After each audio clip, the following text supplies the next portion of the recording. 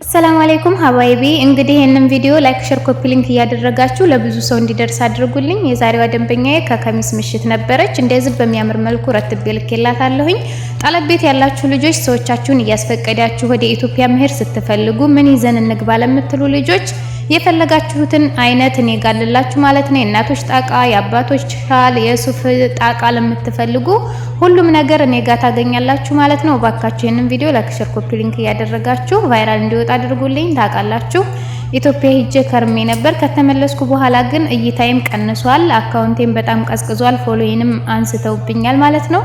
እና ባካችሁ የምትወዱ ልጆች ላይክ ሼር ኮፒ ሊንክ እያደረጋችሁ ለብዙ ሰው እንዲደርስ አድርጉልኝ።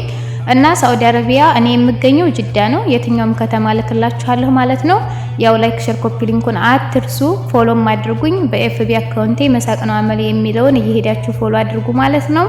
እና ሀባይቢ 20 ሺህ መግባት ፈልጋለሁ። 16000 ፎሎወር ነው ያለኝ በፌስቡክ። በዚህ ደግሞ 100 ሺህ አስገቡኝ ማለት ነው። እና ሀባይቢ በዚህ መልኩ ረትቤ ልኬላታለሁኝ። ልብሰል አፊያ ሀቢበት የጤና ልብስ ይበልልሽ።